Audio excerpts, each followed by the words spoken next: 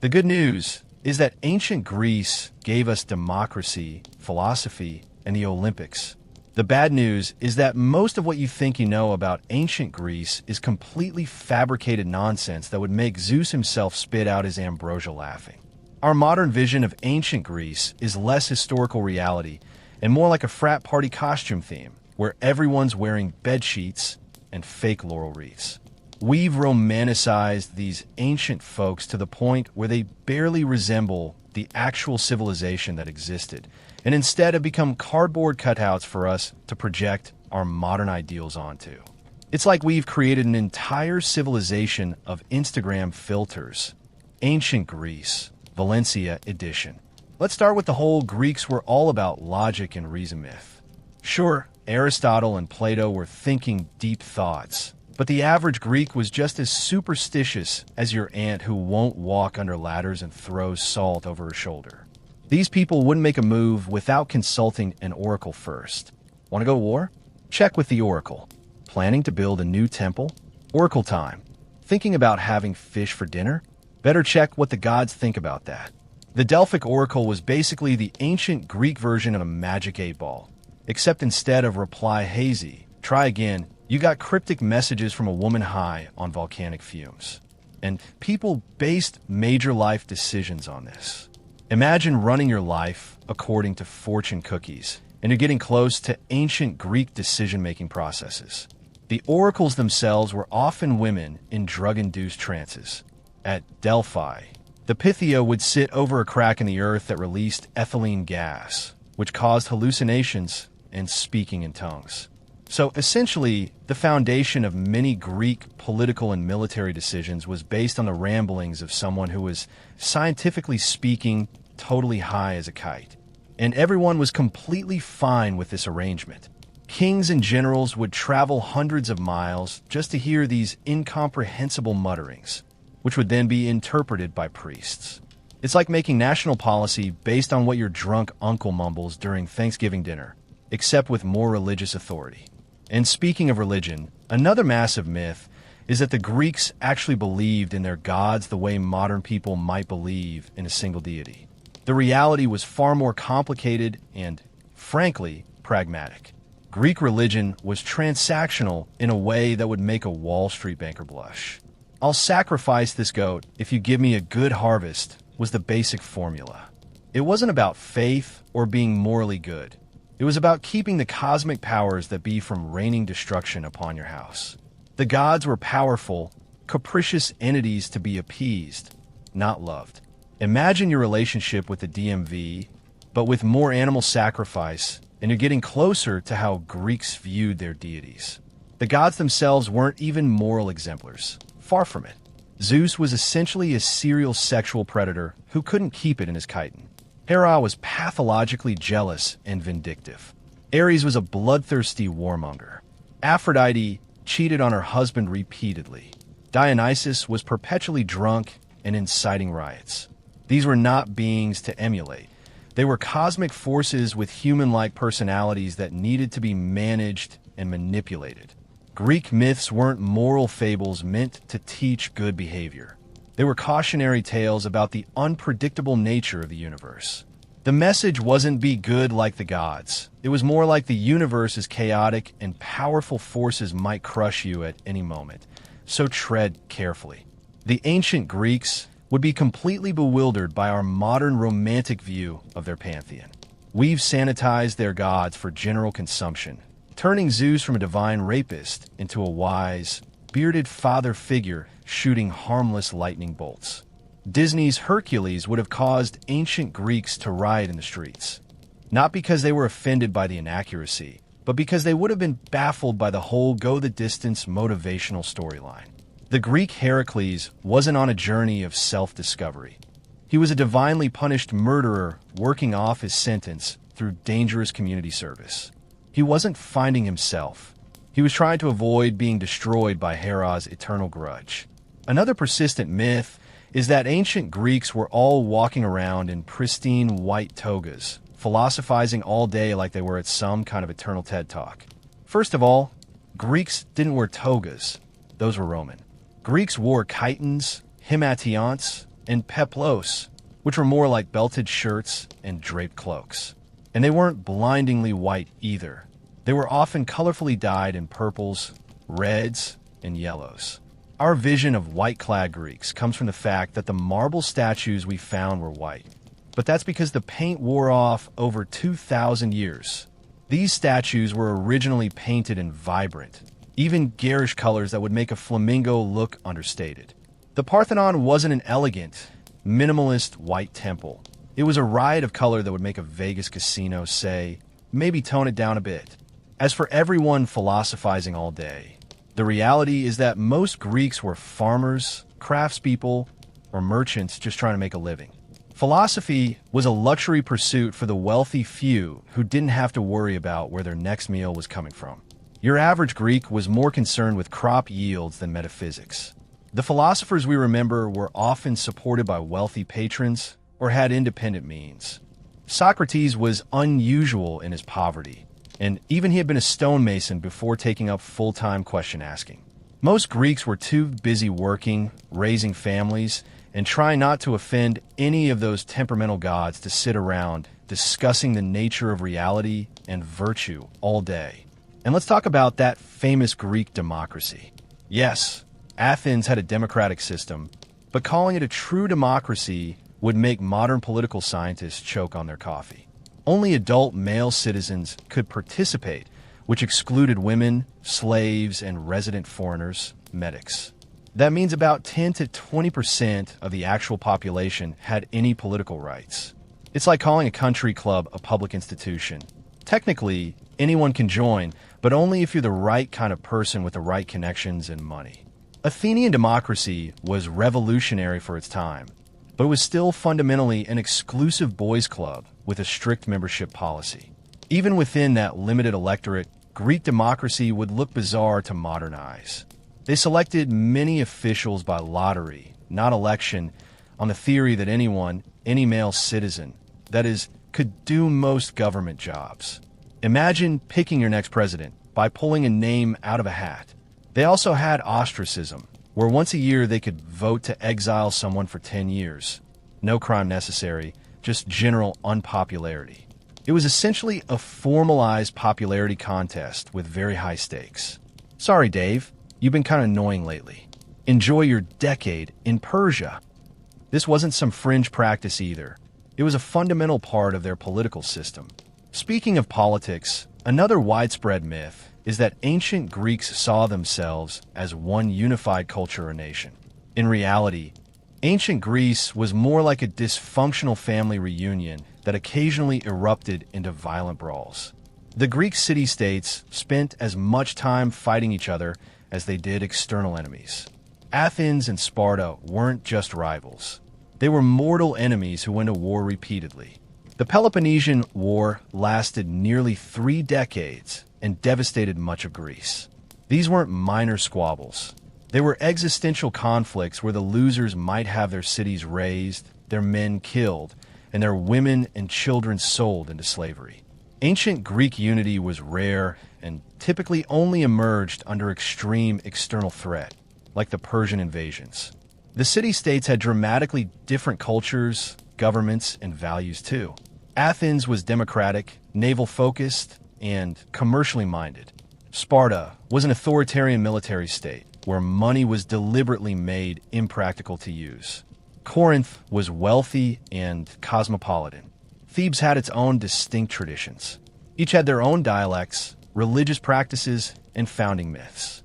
They were united by language family, some religious practices, and the Olympic Games, but these commonalities didn't prevent them from trying to annihilate each other regularly.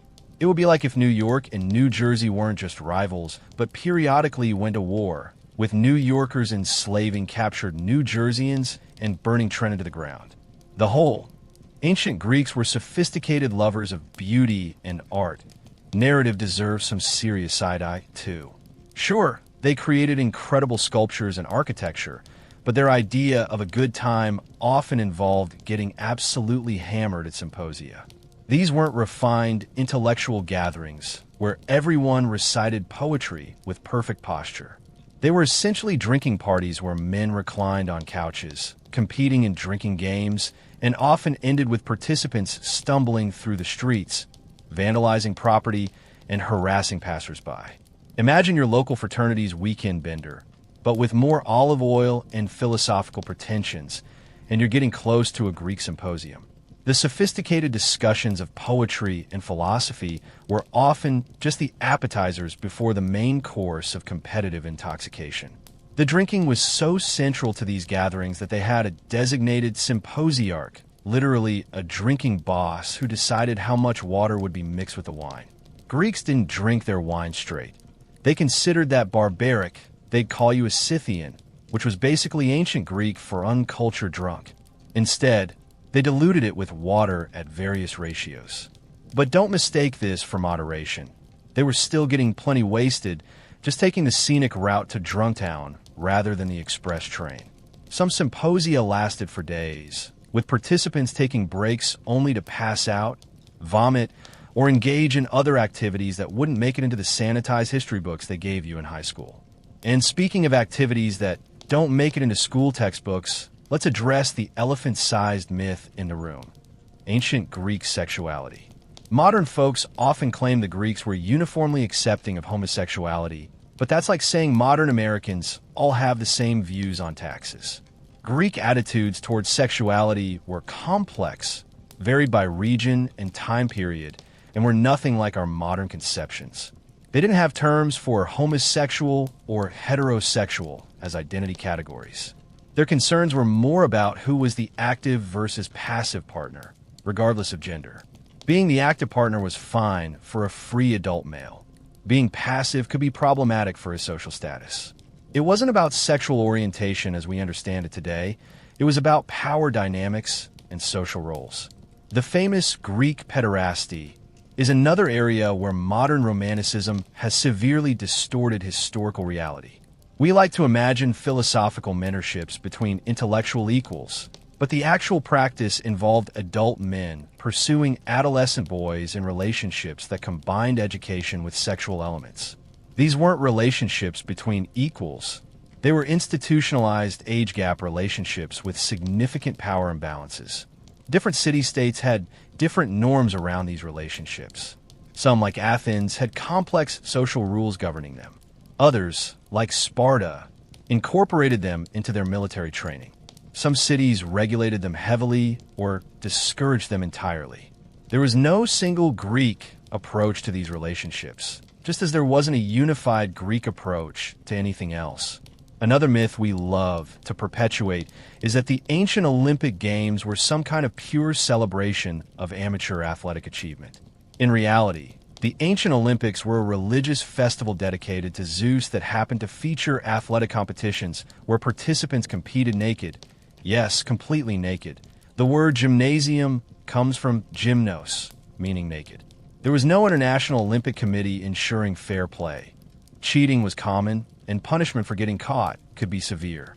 Winners didn't receive gold medals. They got olive wreaths and massive fame that could translate into political power and wealth back home. Athletes weren't amateurs competing for the love of sport. Many were professionals who trained specifically for these events and received substantial reward from their home cities for victories. The events themselves would barely be recognizable to modern Olympic viewers. Yes, there were running races and wrestling, but there was also the pancration, a brutal combination of boxing and wrestling where almost anything was allowed except biting and eye gouging, though even these rules were sometimes ignored. Deaths during competition weren't uncommon. One famous pancratiast, Arician, won his match despite being dead. He died from a chokehold, but managed to dislocate his opponent's ankle before expiring, causing the opponent to surrender just as Arician drew his last breath. The judges awarded him the victory wreath posthumously. Try finding that kind of dedication in modern sports. And the gold medal goes to the corpse in Lane 5. The ancient Olympics also excluded women from participating or even attending, with the exception of the priestess of Demeter. There was a separate festival for women's athletics called the Heraea Games, but the main Olympic Games were strictly a male affair.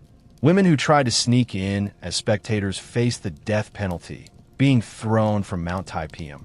That's a bit harsher than being escorted out by security at modern sporting events. Imagine being told, "Sorry, ma'am, no women allowed, and if you try to sneak in, we'll throw you off that cliff over there." And they were serious about it too. The only women allowed to watch were unmarried virgins who had special reserved seats, presumably to shop for potential husbands among the naked athletes. Talk about speed dating with a view. Beyond the Olympics, another persistent myth is that ancient Greeks were somehow physically superior specimens, taller, stronger, and healthier than modern humans. This romantic notion probably comes from all those idealized statues of perfectly proportioned gods and heroes. The reality?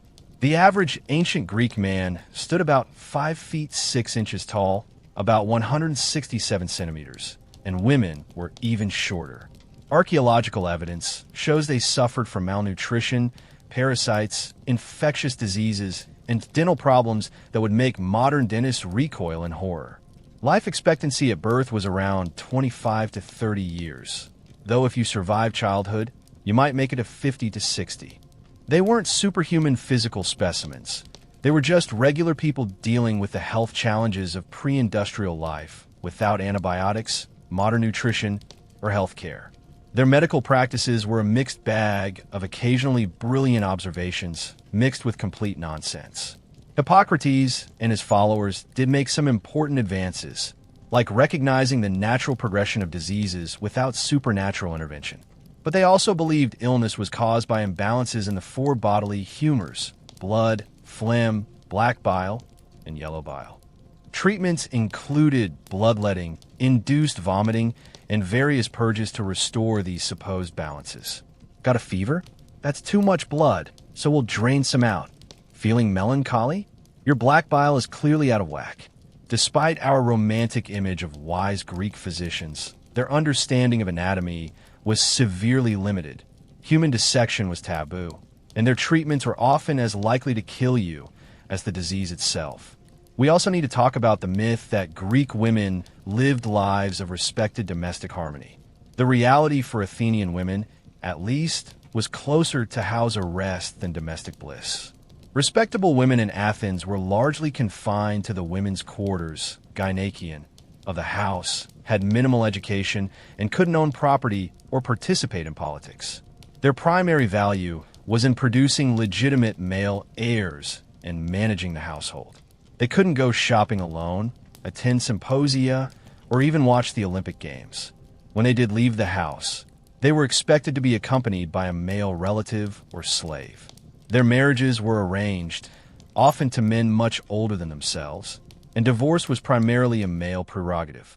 It was less my big fat Greek wedding, and more my big fat Greek house arrest. Different Greek city-states had different approaches to women's roles, of course. Spartan women had considerably more freedom and authority, received physical education alongside basic literacy, and could own and control property. They famously told their men to come back with your shield or on it, meaning return victorious or dead, but not as a coward. But even in Sparta, women's primary value was still seen as producing strong children for the military state. Their relative freedom wasn't about gender equality. It was about creating better mothers for Spartan warriors. And in case you're wondering, no, Spartan women weren't trained as warriors themselves, despite what 300 and other Hollywood productions might have you believe. That's another modern myth projected backward onto ancient Greek reality. And finally, for this chapter, let's address the persistent myth that ancient Greeks were all philosophers engaged in sophisticated intellectual pursuits. While it's true that Greece produced remarkable thinkers like Socrates, Plato, and Aristotle, these were exceptional individuals, not representative of the general population. Most Greeks were illiterate farmers, craftspeople, or merchants just trying to get through life without angering the gods or starving to death. Philosophy was a luxury pursuit for those who didn't have to work for a living. The famous philosophers we remember were supported by wealthy patrons or had independent means. Even in Athens, the supposed center of Greek intellectual life, most citizens weren't sitting around discussing metaphysics. They were worrying about the same mundane concerns that occupy most humans throughout history: having enough food, raising their families, and avoiding catastrophe. Let's unpack another whopper of a myth. The idea that ancient Greeks were some kind of health-conscious fitness enthusiast who spent their days exercising in gymnasia and following balanced Mediterranean diets. While it's true they valued physical fitness, particularly for military purposes, their approach to health would make modern nutritionists and doctors need a defibrillator. The average Greek diet consisted primarily of a barley porridge called maza, which they ate with such mind-numbing regularity that it would make your sad desk lunch look positively gourmet by comparison. They complemented this thrilling culinary centerpiece with olives, figs, cheese, and occasionally some fish or meat during festivals or sacrifices. This wasn't some carefully planned Mediterranean diet pyramid. It was, what can we grow in this rocky, mountainous terrain with limited rainfall? The answer, not much beyond olives, grapes, and grains. Their idea of a balanced meal would horrify modern dietitians. Vegetables were considered somewhat suspect and often relegated to the status of condiments rather than dietary staples. Meat was a luxury item primarily consumed after religious sacrifices. Essentially, the gods got the smoke and fat, and humans got the actual edible parts. This wasn't a spiritual choice so much as a practical religious framework built around the rare opportunity to eat meat. Hey Zeus, we're totally burning this fat for you because we revere you, not because it's the gross part we don't want anyway. The Greeks weren't vegetarians by choice. Meat was just expensive and difficult to preserve without refrigeration. Their protein primarily came from cheese, legumes, and the occasional fish, unless you were wealthy enough to sacrifice animals regularly or had that one friend who was always hosting sacrifices. There's one in every ancient Greek neighborhood. Medical treatments in ancient Greece range from occasionally brilliant to downright terrifying. Need surgery? Hope you enjoy having it performed without anesthesia by someone who probably also cuts hair and pulls teeth on the side. Anesthesia consisted primarily of getting the patient drunk on wine or having them chew on opium-laced sponges, a far cry from modern surgical practices. Wounds were cauterized with hot irons. Broken bones were set with minimal pain management, and infections were a roll of the dice. The famous Hippocratic Oath that doctors still reference today originally included promises not to give poison to patients and not to perform abortions, showing just how common these practices must have been that they needed specific prohibitions against them. The gymnasium, which we romantically imagine as something like a modern fitness center, was actually a place where elite men went to exercise naked. Hence the name, from gymnos meaning naked, discuss politics, and form social connections. It wasn't about health as much as military preparedness and social networking.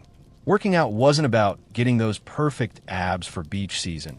It was about not dying in the next inevitable war with a neighboring city-state. And it certainly wasn't for everyone. Women, slaves, and the working poor didn't have time to hang around the gymnasium all day, oiling themselves up and discussing politics while tossing discuses. The gymnasium was essentially an ancient country club for wealthy men, just with more nudity and javelin throwing than your typical modern golf course. Another persistent myth is the idea that ancient Greeks had pristine, marble-white cities filled with perfect, symmetrical buildings. In reality, ancient Greek urban centers would have more closely resembled chaotic, overcrowded medieval towns than the orderly cities we imagine. Athens, the supposed jewel of Greek civilization, had narrow, winding streets with poor drainage and minimal urban planning. Waste disposal involved throwing your chamber pot contents into the street and hoping it flowed downhill. The agora, marketplace, would have been crowded, smelly, and noisy, with vendors shouting over each other to advertise their wares. The only parts of the city that received careful planning were the religious and civic centers. The ordinary residential areas grew organically in a haphazard fashion that would give modern urban planners nightmares. The famous marble buildings and temples weren't scattered throughout the city like architectural jewels. They were concentrated in specific religious and civic areas. The average Greek didn't live in a marble house with columns and statues. They lived in simple structures made of mud brick, wood, and clay tile. Interior decoration for most homes consisted of maybe some painted plaster if you were doing well financially. The gleaming white marble structures we associate with ancient Greece were primarily religious and civic buildings, not everyday architecture. It would be like assuming all modern Americans live in buildings that look like the Lincoln Memorial, because that's what survived in the archaeological record. Yes, I do my laundry in a replica of the Supreme Court building. Doesn't everyone? Let's also address the myth that the Greeks were pioneers of advanced mathematics and science as we understand those fields today. While they did make important contributions, particularly in geometry and astronomy, their approach was fundamentally different from modern scientific methods. Greek mathematics was primarily theoretical and philosophical rather than practical or experimental. Pythagoras and his followers weren't just developing theorems. They were a weird mathematical cult that believed numbers had mystical properties. They thought the universe was literally made of numbers and had strange prohibitions like not eating beans, possibly because they believed beans contained human souls or because they caused flatulence. Scholarly opinions differ on this vital historical question.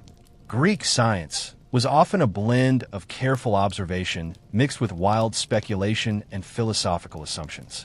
Aristotle, brilliant as he was, believed that heavy objects fall faster than light ones. They don't. And that women had fewer teeth than men. They don't.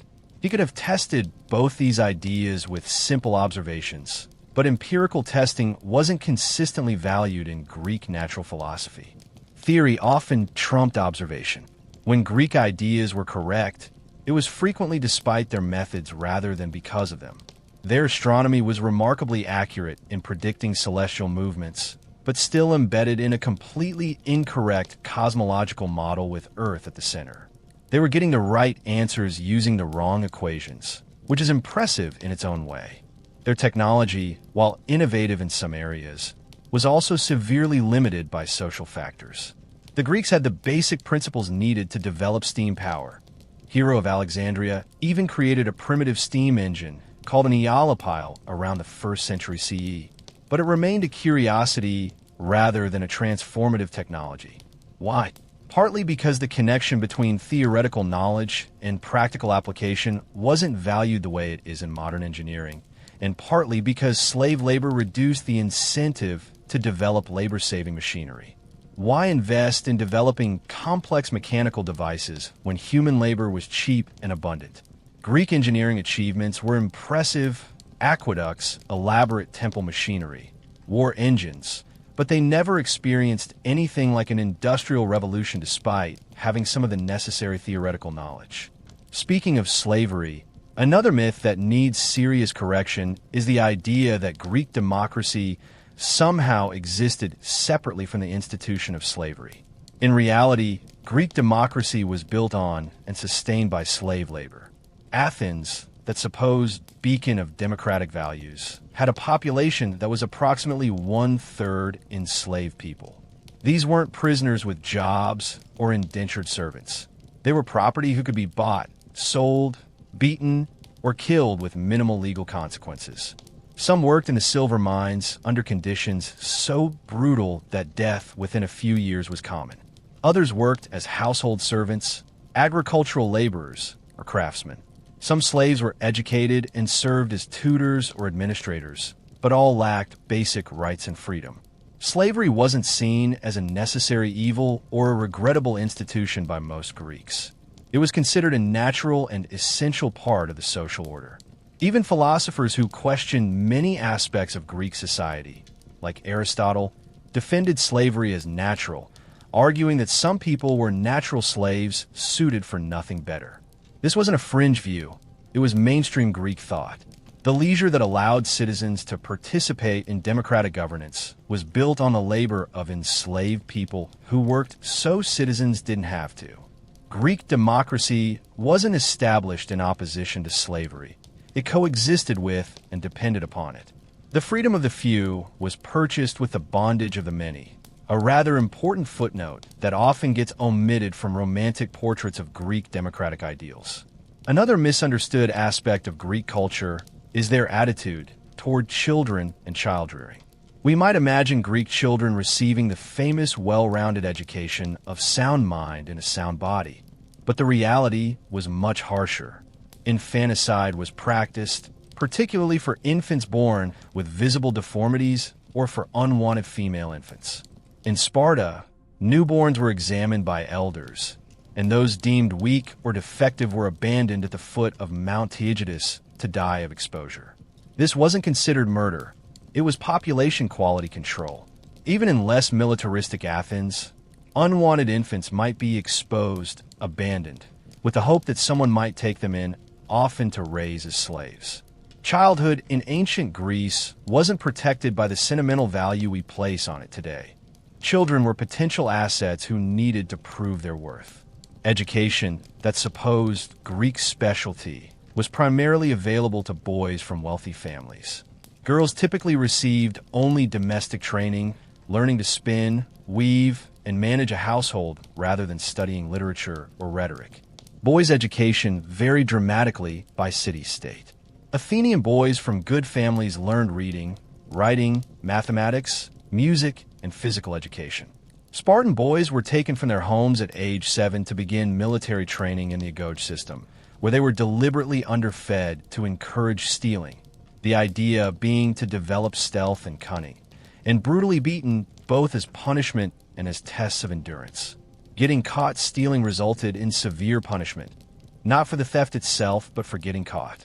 This wasn't education as we understand it. It was systematic child abuse disguised as character building.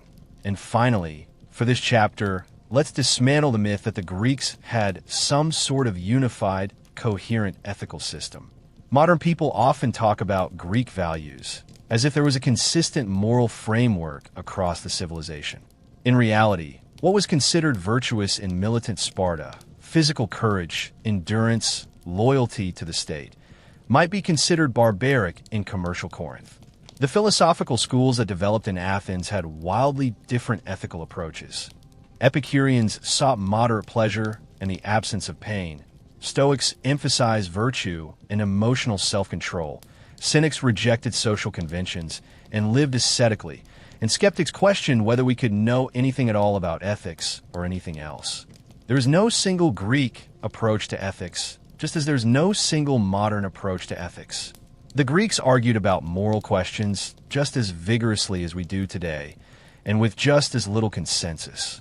Perhaps the most persistent myth about ancient Greece is that it was the birthplace of theater as we know it today.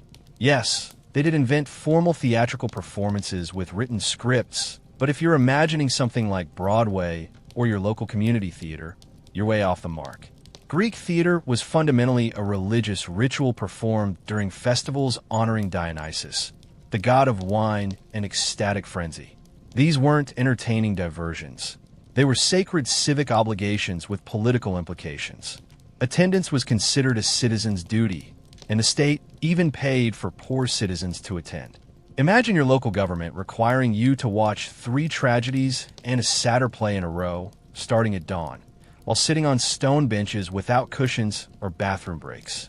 Welcome to the original theatrical experience. Less dinner and a show, and more mandatory religious endurance test. The physical experience of attending Greek theater would shock modern theatergoers.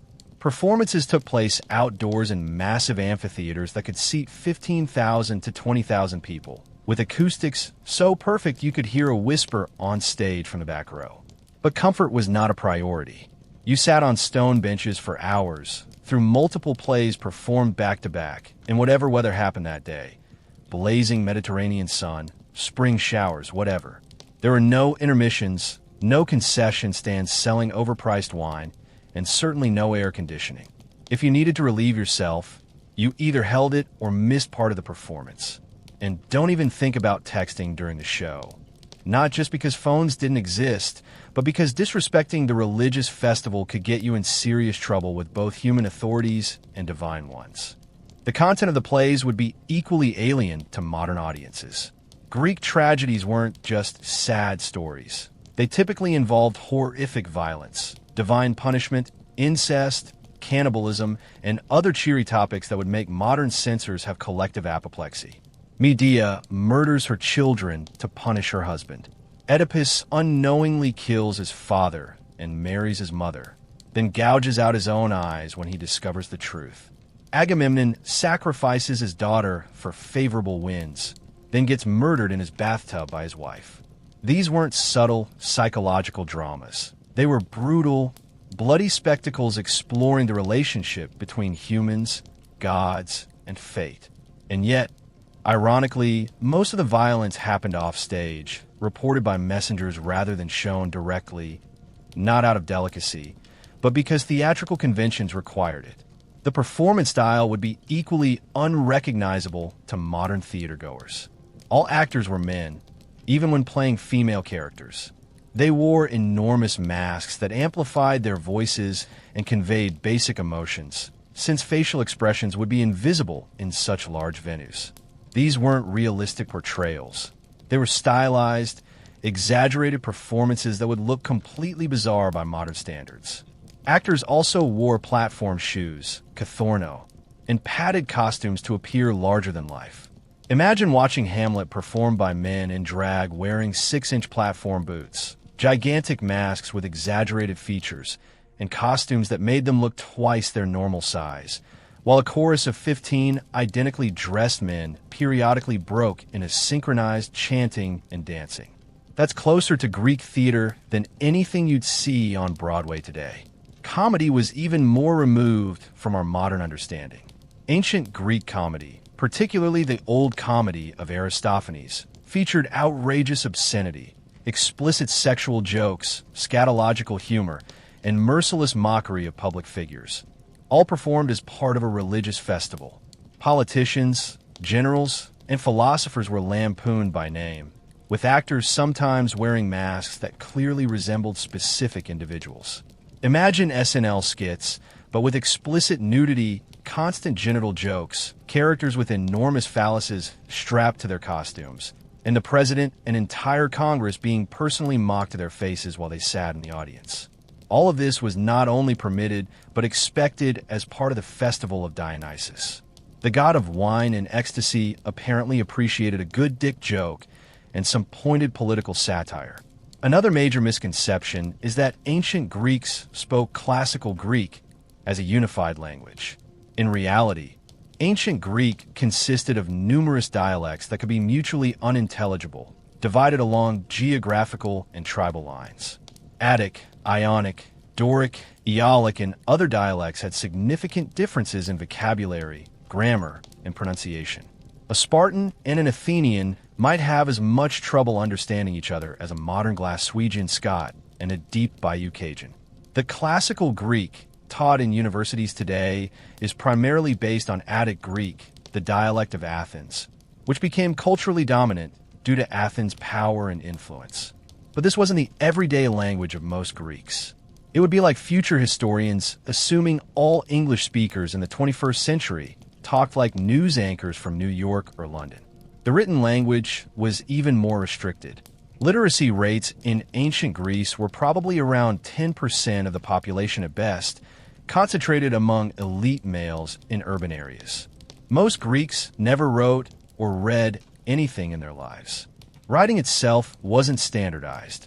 Early Greek writing had no spaces between words or lowercase letters, making text look like one solid block of capital letters without any spaces or punctuation. Reading was typically done aloud, even when alone, and silent reading was unusual enough to be considered remarkable when mentioned in texts. The famous Greek literary works were primarily experienced as oral performances, not private reading. Homer's epics were recited from memory by professional performers called rhapsodes, not read silently from books. The idea of curling up with a good scroll was alien to most ancient Greeks. Speaking of Homer, there's the persistent myth that the Iliad and Odyssey represent accurate historical accounts of the Trojan War. While archaeological evidence suggests there was indeed a city resembling Troy that was destroyed around the right time period, the epic poems are about as historically accurate as Abraham Lincoln, Vampire Hunter. They were composed hundreds of years after the events they supposedly describe, during which time the stories were transmitted orally and undoubtedly changed with each retelling.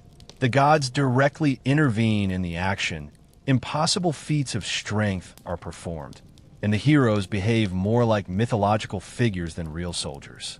Achilles is invulnerable except for his heel, and Ajax throws boulders that no two men could lift. Not exactly reliable historical reporting. What's more, the epics don't even reflect the society of the Trojan War era, around 1200 BCE, but rather a mishmash of customs and technologies from different periods, including Homer's own time, around 8th century BCE. It's as if a modern author wrote about World War II, but included smartphones and medieval knights alongside Sherman tanks and Spitfires.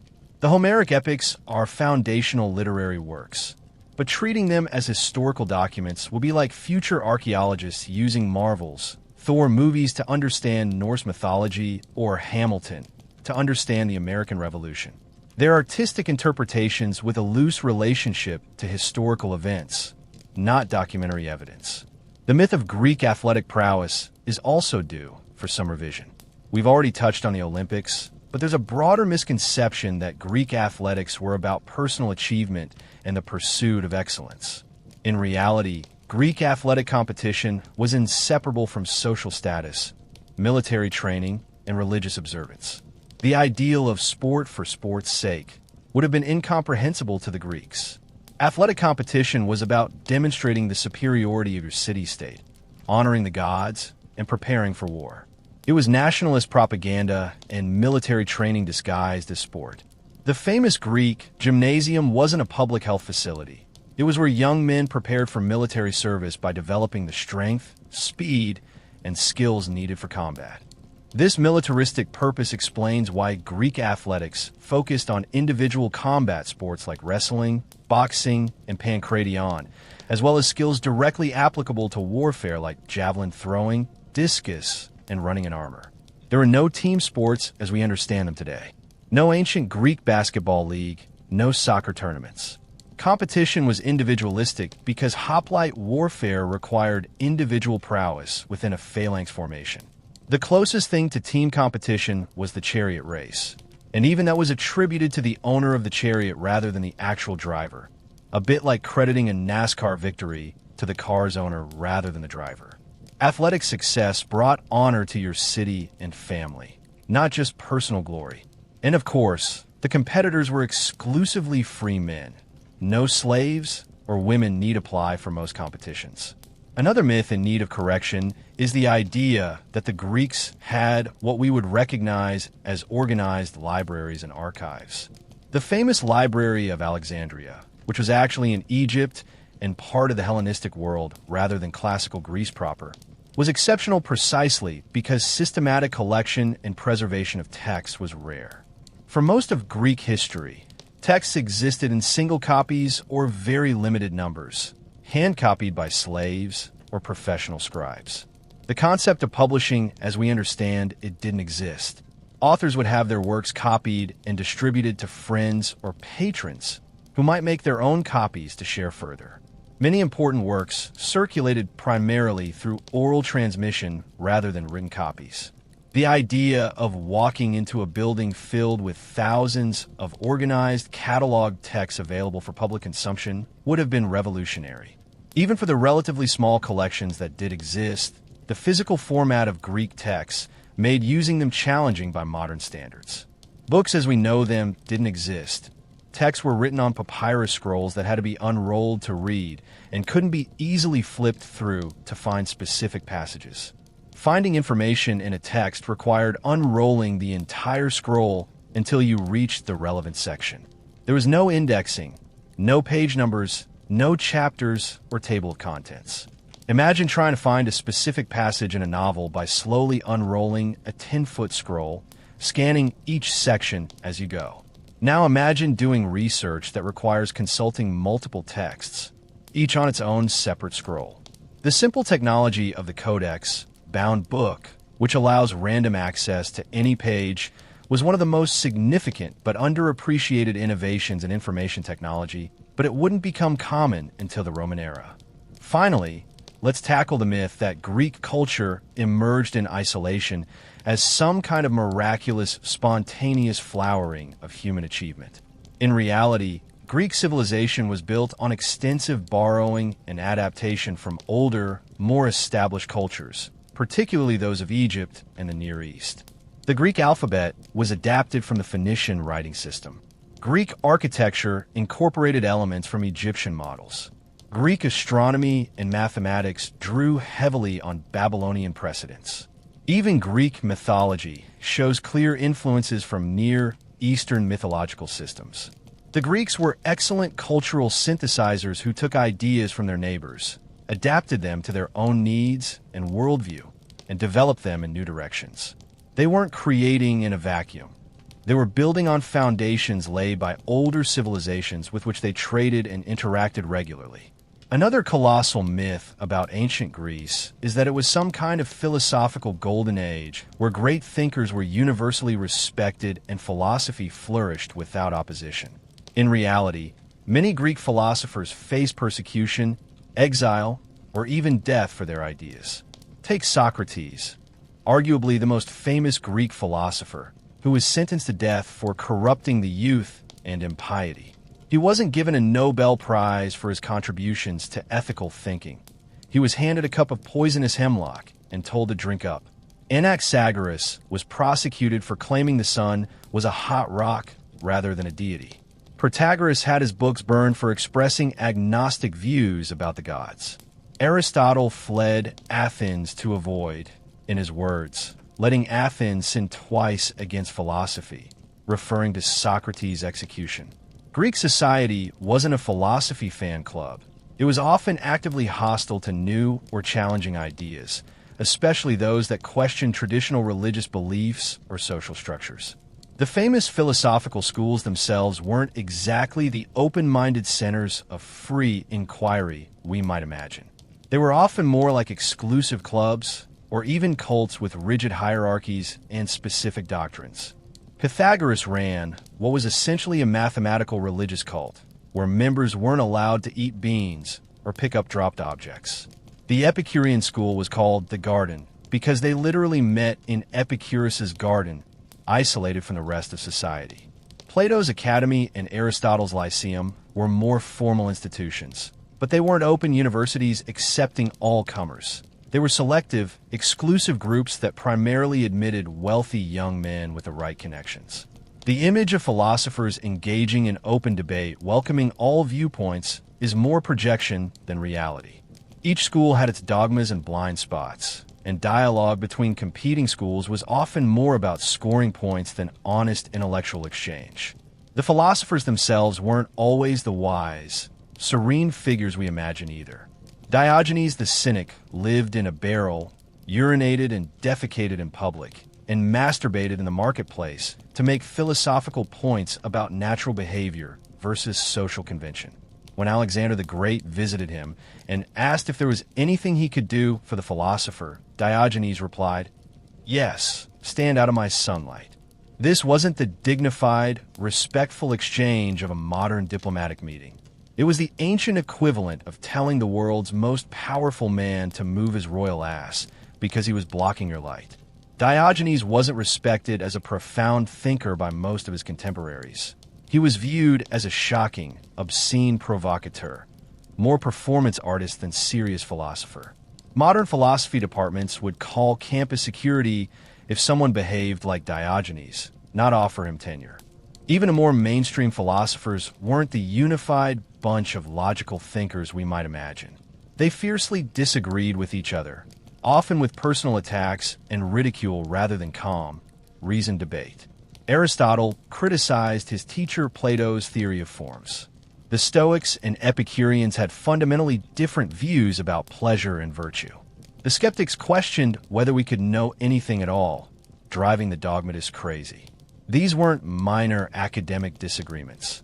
They were profound divisions about the nature of reality, knowledge, ethics, and human purpose.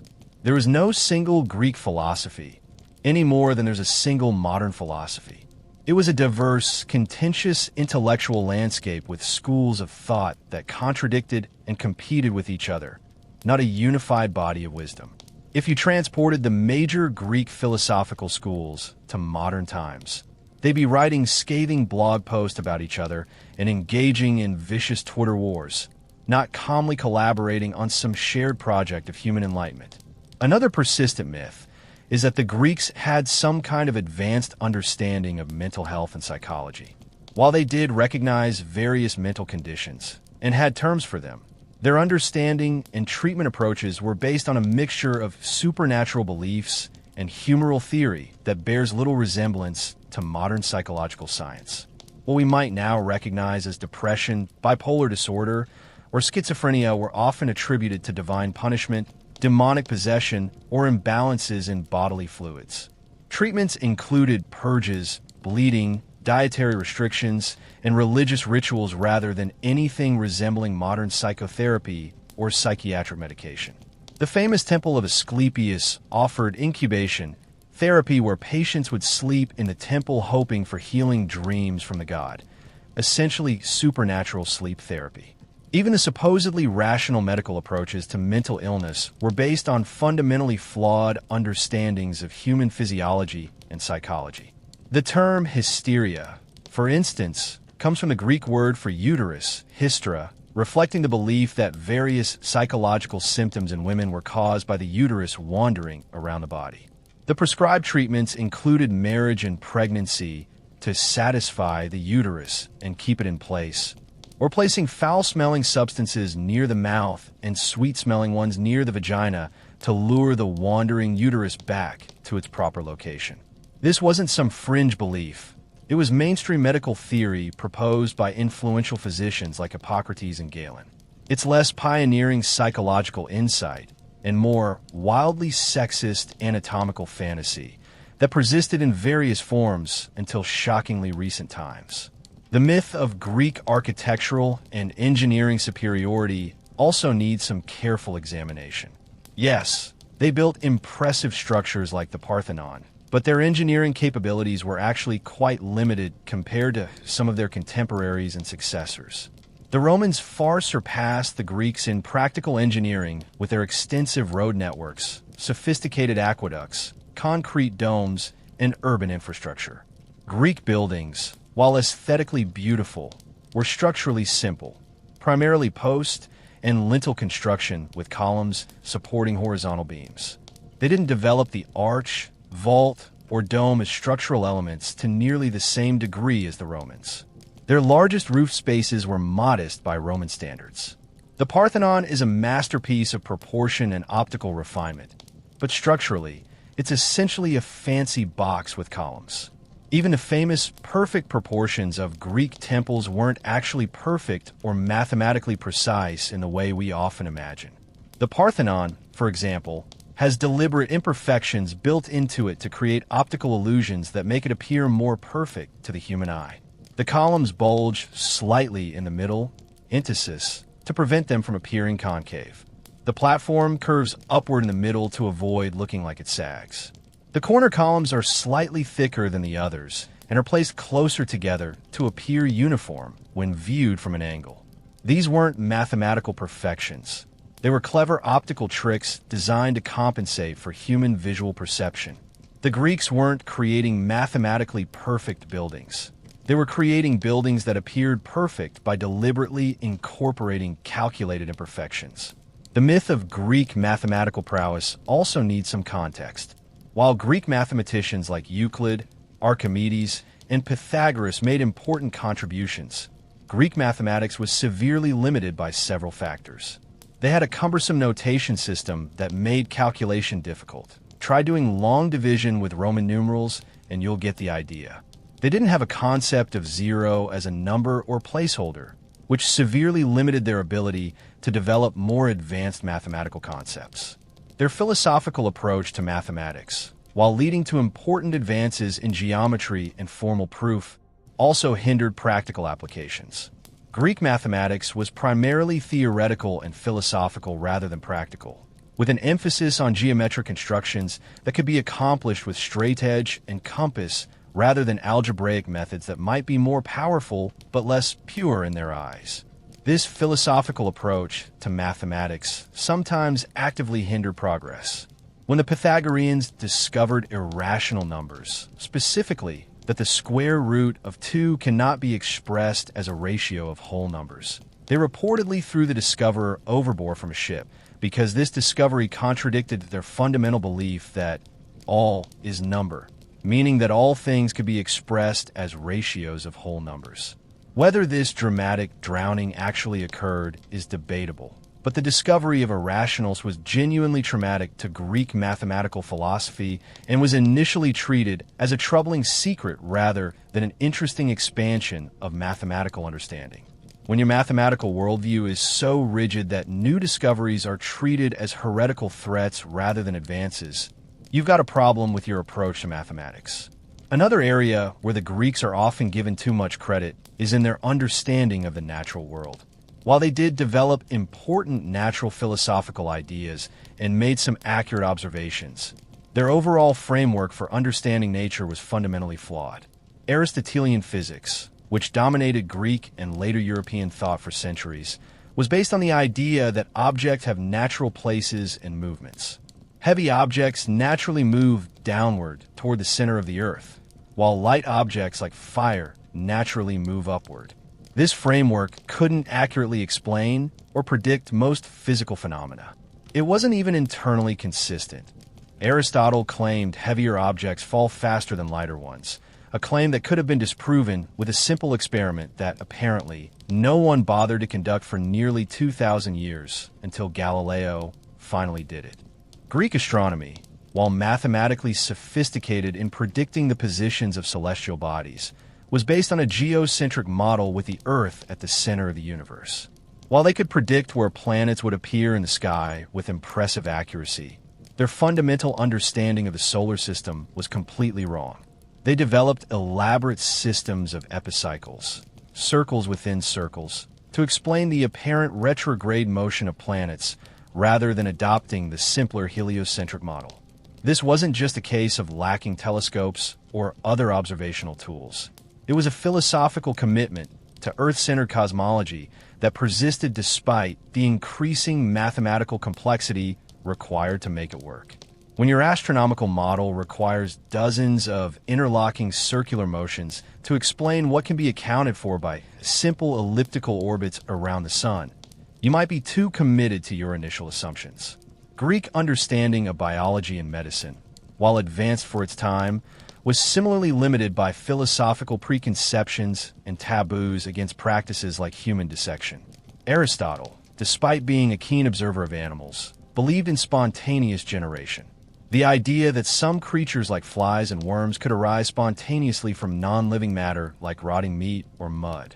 Galen, the influential Greek physician whose works dominated medicine for centuries, made numerous anatomical errors because he primarily dissected animals rather than humans and assumed human anatomy would be similar. These errors persisted for centuries because later physicians were more likely to consult Galen's texts than to conduct their own dissections. Greek medicine advanced in some areas, particularly in the Hippocratic recognition that diseases had natural rather than supernatural causes, but it was still fundamentally limited by incorrect assumptions about human physiology and the causes of disease. Finally, let's address the myth that ancient Greek culture had some special claim to rationality that set it apart from its contemporaries. While Greek thinkers did develop important logical and philosophical methods, Greek society as a whole was no more rational or less superstitious than other ancient cultures. Oracles, divination, astrology, magic, and various forms of supernatural belief were integral parts of Greek life. Important decisions from personal matters to military campaigns were routinely influenced by omens, dreams, or oracular pronouncements. Socrates himself claimed to be guided by a personal daimon, divine spirit, that would warn him against certain actions. Plato, for all his emphasis on rational dialogue, included myths and religious elements in his philosophy. Aristotle, while developing formal logic, also accepted many supernatural beliefs common in his time. The image of the Greeks as uniquely rational compared to their superstitious neighbors is more a product of later European idealization than historical reality. The myth of the Greek symposium as a refined intellectual gathering needs serious reconsideration. Modern academics love to imagine these events as the original TED Talks, with brilliant philosophers exchanging profound ideas over modest cups of diluted wine. In reality, the average symposium had more in common with a frat party than an academic conference. Yes, there might be some philosophical discussion or poetry recitation early in the evening, but as the night progressed, things typically devolved into drinking games, crude entertainment, and often sexual activities that would make even the most libertine modern partygoer raise an eyebrow. Symposia frequently included hired entertainers, musicians, dancers, and acrobats who might also provide sexual services. The famous Symposium of Plato, with its elevated discussion of love, represents an idealized literary version rather than typical practice, much like thinking The Hangover movies represent typical bachelor parties. The physical setup of a symposium was itself designed for a night of serious drinking rather than serious thinking. Participants reclined on couches, clini, arranged around the room, typically with two men to a couch. Not because of homosexual practices, though that might occur, but because it was the standard arrangement.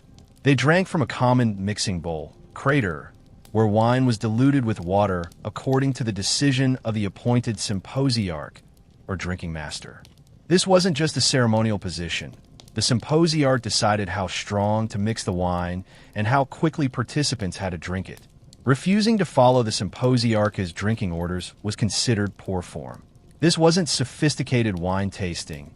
It was organized, ritualized group intoxication. The goal wasn't to appreciate the subtle notes of cedar and blackberry in the vintage. It was to reach an appropriate level of drunkenness for social bonding and revelry. The drinking vessels themselves reveal much about symposium culture. Greek pottery includes numerous examples of kylikes, shallow wine cups, decorated with images that would only be visible when the cup was drained, encouraging participants to finish their drinks to see the often erotic images at the bottom. Some drinking vessels were shaped like body parts or designed to make drinking challenging or amusing. This wasn't the serene sipping of wine to facilitate philosophical discourse. It was competitive drinking with specialized equipment. The sympodic games included kitabos, where participants would flick the dregs of their wine at targets while making toasts or declarations of love. Imagine trying to hit a small target with the last drops from your wine glass while thoroughly intoxicated. The winners might receive prizes, often of a sexual nature. The losers might have to perform embarrassing forfeits or drink penalties. Again, less Oxford Debate Society, more Spring Break. Athens edition. Another area where our modern romantic image diverges sharply from reality is in our understanding of Greek personal hygiene and grooming. We often imagine Greeks as exceptionally clean, with their elaborate bathhouses and perfumed oils. The reality was far more pungent. Public bathhouses, as we imagine them, were more a Roman innovation than a Greek one.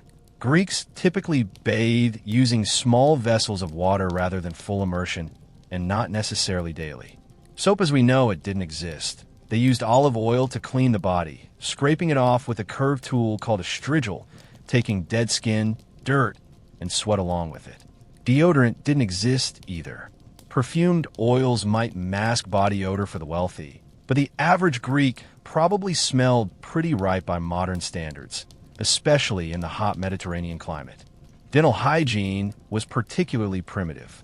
Toothpaste consisted of abrasive materials like crushed bones, oyster shells, or charcoal mixed with various additives. Toothbrushes were typically frayed twigs or small cloths. Dental problems were common and painful, with few effective treatments beyond extraction. Bad breath was so common that numerous ancient Greek texts mention remedies for it, including chewing herbs like mint and parsley. The Greeks were aware of the connection between oral hygiene and bad breath. Aristotle noted that breath smelled worse when people were fasting because they weren't cleaning their mouths through eating, but their solutions were limited by their technology and understanding of bacteria. The gleaming white smiles you see in movies about ancient Greece are pure Hollywood fantasy. In reality, Greek teeth were likely stained, worn down from abrasive cleaning methods, and often missing entirely. Clothing maintenance was another challenge.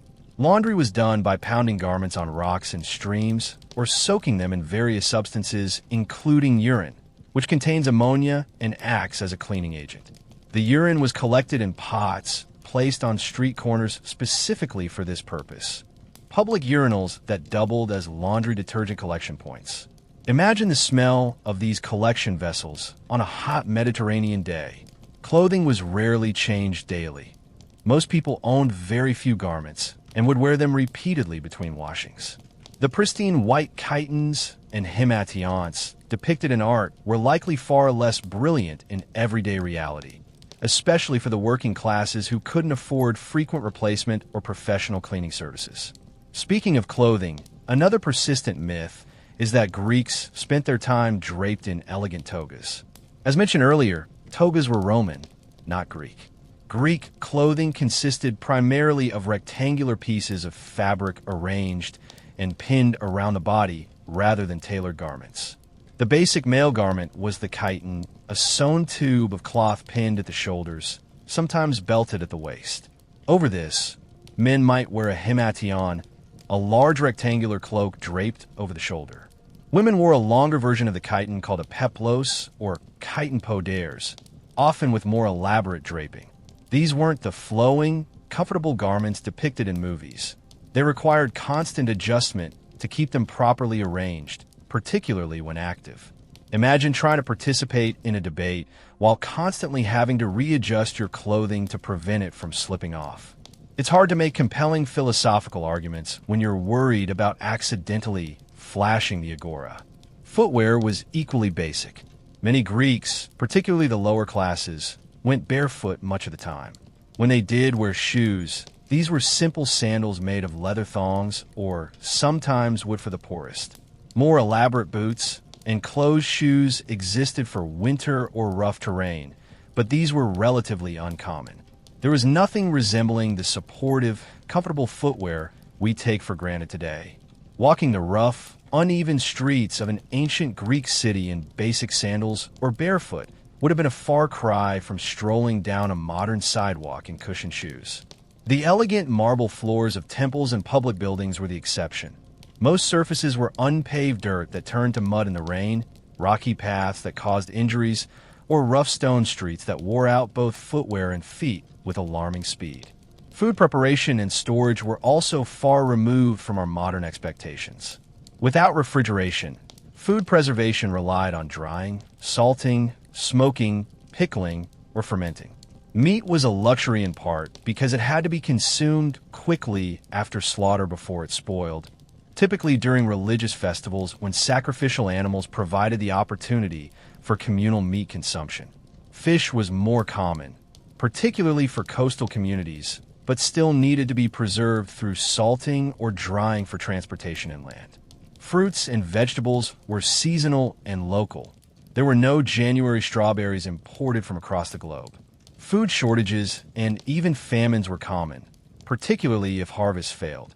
The romantic image of Mediterranean abundance was a reality only for the wealthy and only in good years with favorable conditions. Cooking was done over open fires or in simple clay ovens, with none of the temperature control or convenience of modern kitchens. Smoke-filled homes, since chimneys were basic or non-existent. Kitchen tools were limited to basic pottery, wooden implements, and some metal utensils for the wealthy. Food was eaten primarily with the hands from communal dishes, with bread often serving as both utensil and plate. There were no forks. These wouldn't become common eating utensils until much later. Spoons existed, but were primarily used for liquids and cooking rather than eating solid foods.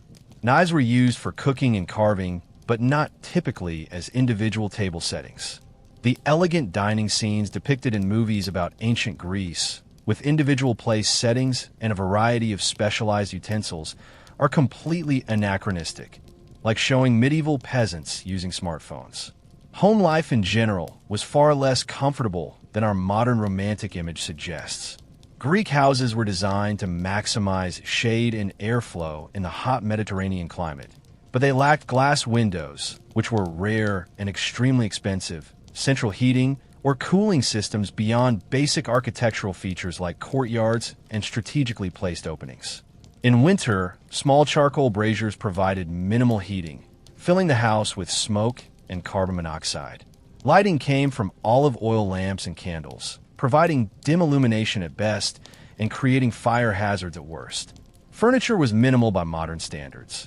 Wooden chairs and stools, simple tables, storage chests, and beds consisting of wooden frames with rope webbing covered by stuffed mattresses for those who could afford them. Many poorer Greeks would have slept on simple pallets on the floor. The elaborate furnishings depicted in movies are largely Hollywood inventions. Real Greek homes were sparsely furnished by modern standards. Pest control was another constant challenge. Without modern pesticides or screening, homes were regularly invaded by insects, rodents, and other pests. Flies, mosquitoes, fleas, lice, and bedbugs were common, unwelcome house guests. Various remedies existed, burning certain herbs to repel insects, keeping cats to control rodents, using natural repellents like elder leaves or wormwood, but these had limited effectiveness. Disease vectors like mosquitoes and fleas were particularly problematic, contributing to the spread of malaria, typhus, and plague. Stored food was vulnerable to weevils, mice, and rats. The battle against household pests was constant and often losing proposition. When you imagine a Greek philosopher contemplating the nature of reality, add swatting at flies, scratching flea bites, and occasionally chasing a mouse across the floor for a more accurate picture. Urban life had additional challenges. Greek cities lacked modern sanitation systems. Waste disposal consisted primarily of throwing household garbage and human waste into the streets, where it might be collected by designated cleaners in more organized cities or simply left to wash away with rain or be scavenged by animals in less organized ones. The streets themselves were narrow, winding, and often steep, particularly in cities built on hillsides for defensive purposes. They weren't designed for wheeled traffic. Goods were typically transported by human or animal porters rather than carts within the city proper. Street lighting didn't exist. Anyone venturing out after dark carried their own lamps or torches, and most people simply stayed home after sunset unless absolutely necessary. The romantic image of strolling through an ancient Greek city admiring the architecture would in reality involve watching your step to avoid waste, navigating confusing unmarked streets, and hoping not to be mugged in the unlit alleys. Let's tackle the myth of the perfect Greek hero next. Thanks to Hollywood and countless retellings, we've developed this image of noble Greek heroes with perfect moral compasses, pursuing glory while maintaining their integrity like some kind of ancient Boy Scouts. The reality? Greek heroes were essentially superpowered sociopaths with anger management issues who would make modern villains look positively restrained. Take Achilles, poster boy of Greek heroism, who sulked in his tent letting his comrades die because someone took his war prize, a captured woman, by the way, then flew into such a murderous rage when his friend was killed that he desecrated Hector's body by dragging it behind his chariot for days. This wasn't considered dishonorable at the time. It was seen as an appropriate expression of his grief and rage. The Greek concept of heroism had little to do with moral goodness and everything to do with extraordinary abilities, remarkable achievements, and the pursuit of personal glory regardless of collateral damage. Heracles, or Hercules if you prefer the Roman name, is another prime example of Greek heroism that would horrify modern sensibilities. Yes, he completed his famous 12 labors, but only as penance for murdering his own wife and children in a fit of divine-induced madness. Throughout his adventures, he killed, raped, and pillaged with alarming frequency. He murdered a music teacher who criticized his playing by smashing the man's head in with his own lyre. He killed guests in his home when they angered him, violating the sacred Greek value of xenia, hospitality. He abandoned Hylas, a young man under his protection, and possibly his lover, to chase after new adventures. He impregnated 50 virgins in a single night, apparently a heroic feat rather than serial assault. These weren't regrettable lapses or character flaws to overcome.